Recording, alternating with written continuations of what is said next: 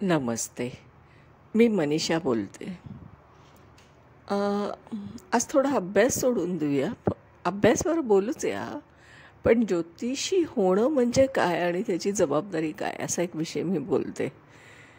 ज्योतिषी म्हणजे काय असं काही खूप ज्या पद्धतीने आपल्याकडे समाजाकडून आपल्याकडे बघितलं जातं ना, त्यावर मला बोलायचं आहे. ज्योतिषी म्हणजे काय? आता ज्योतिषी बनतो कसा आधी ते बघूया. ॲस्ट्रॉलॉजर काय होतं की जी व्यक्ती अभ्यास करायला लागते वेदांगाचा, ज्योतिषशास्त्राचा अभ्यास करताना भरपूर कष्ट करायला लागतात. अनेक गोष्टीचं लॉजिक लावावं लागतं. अनेक गोष्टी शिकून घ्यायला लागतात, समजून घ्यायला लागतात. मग त्याच्यानंतर ते कुठेतरी क्लासेसमध्ये जातात, तिथे मग परीक्षा देतात. तिथूनही बऱ्यापैकी त्याच्यानंतरही त्यांना बराच रिसर्च आपल्याला करावा लागतो, संशोधन करावं लागतं. कारण प्रत्येक पत्रिका ही वेगळी असते. एकसारखी पत्रिका नाही की नाही. एक पत्रिका दुसऱ्यासारखी असू शकत नाही, कारण नशीब प्रत्येकाचं वेगवेगळं आहे, प्रारब्ध वेगळं आहे. प्रारब्ध वेगळं का घडतं आहे तर त्या पत्रिकेमध्ये, प्रत्येक पत्रिकेमध्ये नक्षत्र वेगळे, ग्रह वेगळ्या डिग्रीवर आहे. नक्षत्र वेगळे म्हणजे याचा अर्थ मी त्याचे पद असा विचार करते बरं का. नवमाश आणि त्याचे पद असा विचार करायचा आहे. त्याला आपण डिफरन्स म्हणूया तो. आणि दुसरं असं आहे की ग्रह काही डिग्रीवर आहे, विशिष्ट डिग्रीवर आहे. राशीत जरी असले ना तरी विशिष्ट डिग्रीवर असतात. आणि प्रत्येक कुंडलीमध्ये हे तुम्हाला वेगवेगळं आढळतं. ते वेगवेगळं असं आढळतं की आता बघा, जुळी मुलं आहेत, अगदी किती मिनटाचा सेकंदाचा फरक म्हणूया, आपण मिनटच म्हणूया. पण कदाचित जर तो ग्रह बाउंड्रीवर असेल, म्हणजे 29 डिग्रीवर असेल, तर तो नक्कीच पुढच्या राशीत वगैरे जाण्याची शक्यता असते. आणि मग अशाने काय म्हणतं तर नक्षत्र बदलतं, नवमाश बदलतं आणि मग त्या व्यक्तीचं पण नशीब बदलतं. हे जे डिफरन्स आहे ना, हा अतिशय सूक्ष्म अभ्यास आहे. हा अभ्यास करता करता त्या जी काय व्यक्ती ज्योतिषशास्त्र शिकत असते तिला अनेक वर्ष हे संशोधनच करावं लागतं, स्वतःचा रिसर्चच करावा लागतो. नुसतं काही असं नाही अकॅडमिक नॉलेजसारखं की चला इंजिनिअरिंगची डिग्री मिळाली आहे आणि चला आता डायरेक्ट आपल्याला जॉब मिळतो, असं नसतं इथे. हे वेदांग आहे, हे कळून घ्यायला बरेच मेहनत घ्यायला लागते. लॉजिकल सायन्स आहे, हे एक लॉजिक आहे, आर्ट ऑफ लॉजिक आहे. कारण की नुसते ग्रह जरी पत्रिका समोर असली, ॲपमधून निघते, तरी पण त्याचा अर्थ लावता आला पाहिजे. त्या घटनांना एक चेन असते, ती बघितली पाहिजे. हे सगळ्याला ना खूप मेहनत पडते. आता हे सांगायचं उद्दिष्ट म्हणजे असं आहे की आपण ज्योतिषीकडे जातो, ॲस्ट्रॉलॉजरकडे जातो, आपण त्यांना प्रश्न विचारतो, ते उत्तर देतात, आपलं समाधान पण होतं. आणि मग आपल्याला परत थोडे प्रश्न उपस्थित होतात मनात, आणि मग आपण परत त्यांना कन्सल्ट करायला लावतो, फोन करतो किंवा अपॉइंटमेंट घेतो आणि त्यांना म्हणतो की मला अजून हा प्रश्नाचं उत्तर द्या. एक लक्षात घ्या, इथे पण एक नियम आहे.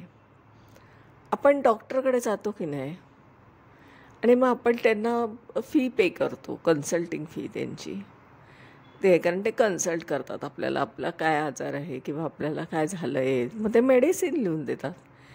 आणि परत आपल्या मनात प्रश्न उपस्थित झाला किंवा काही झालं तर आपण परत सेकंड टाईम त्यांच्याकडे जातो आणि कन्सल्ट करतो. तर त्यावेळेस आपण फी पे करतो ना त्यांना. आपण असं सांगतो का त्यांना की आधी जी फी दिली आहे तीच कन्सिडर करा आणि मला या प्रश्नाचं उत्तर द्या? नाही, हे असं कधीच घडत नाही. आपण तिथे फी पे करतो. मग आपण ॲस्ट्रॉलॉजरच्या बाबतीत का अशी कंजूसी करतो आहे?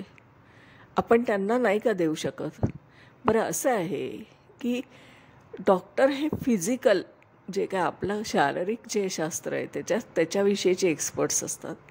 आणि ॲस्ट्रॉलॉजर हा माइंडचा एक्सपर्ट असतो. माइंड कशासाठी? कारण सगळं हे माइंडमुळे घडत असतं. आपल्या मनाची जी काय अवस्था असते तशा पद्धतीने हे सगळं घडत असतं आणि त्याचं उत्तर शोधणं ते एक प्रकारचं सायन्सच आहे ना. कितीही आपण असं म्हटलं की हे सायन्स नाही, ग्रहांचा काही उपयोग होत नाही आपल्यावर वगैरे परिणाम वगैरे हे ददांत खोटं आहे.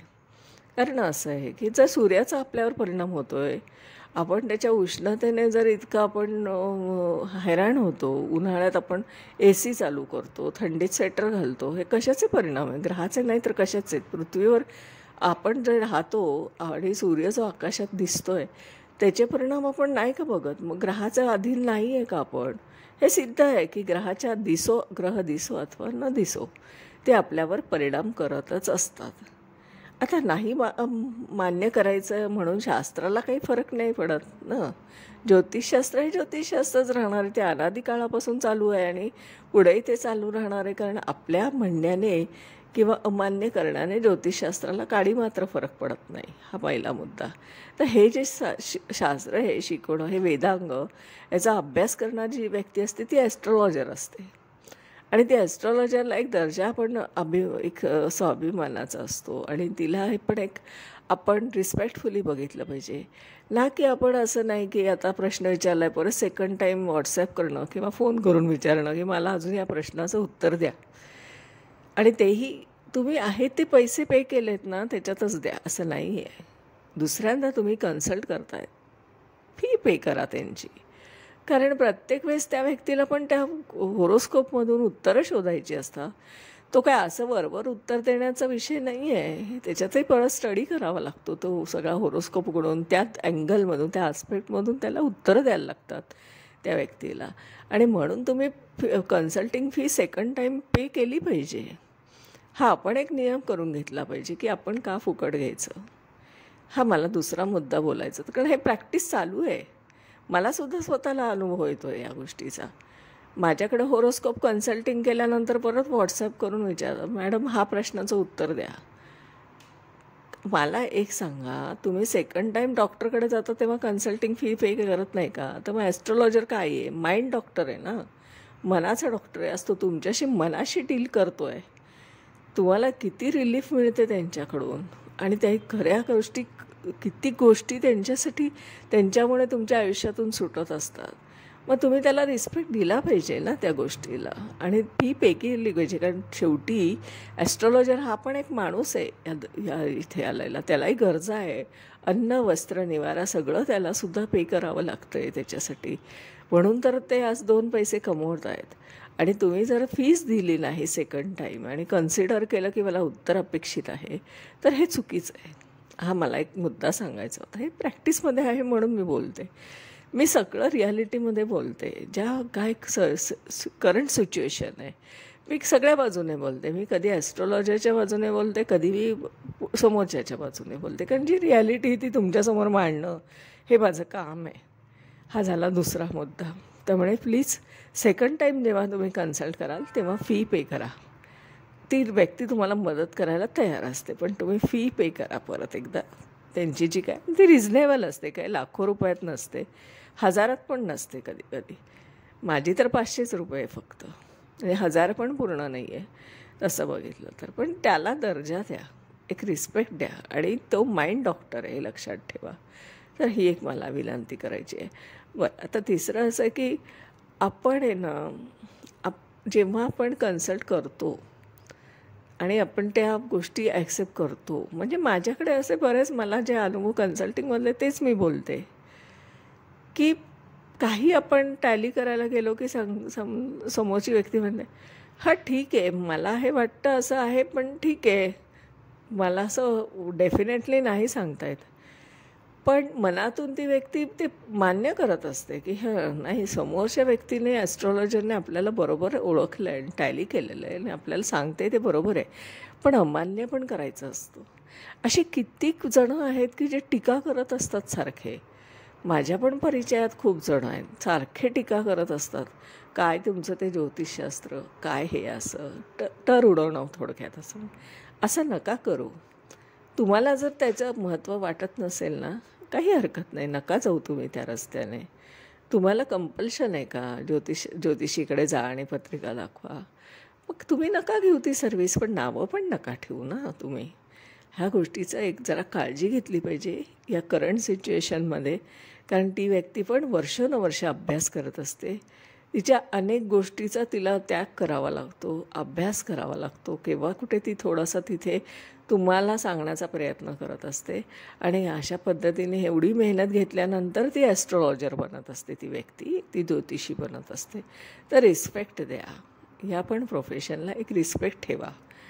आणि अशा पद्धतीने आजचं मला हे वाटतं बोलणं, हे जनरल बोलणं आहे, ज्योतिषशास्त्रावर बोलत नाही, कारण की मला सामाजिक गोष्टी ज्या आढळत आहेत त्याच्यावरच मी बोलते. मी स्वतः पण मी बोलते की काय चुकीचं आहे आपल्या बाबतीत, आपण काय चुकतो आहे, काय केलं पाहिजे ज्योतिषी मंडळीने, हे सुद्धा मी बोलते. मी असं नाही बोलत आहे की एकाच बाजू घेऊन बोलते, मी दोन्ही बाजूने बोलते, अपोजिट साईडने पण बोलते आणि ज्योतिषी मंडळींकडून पण बोलते. तर आजचा दिवस इथेच थांबूया.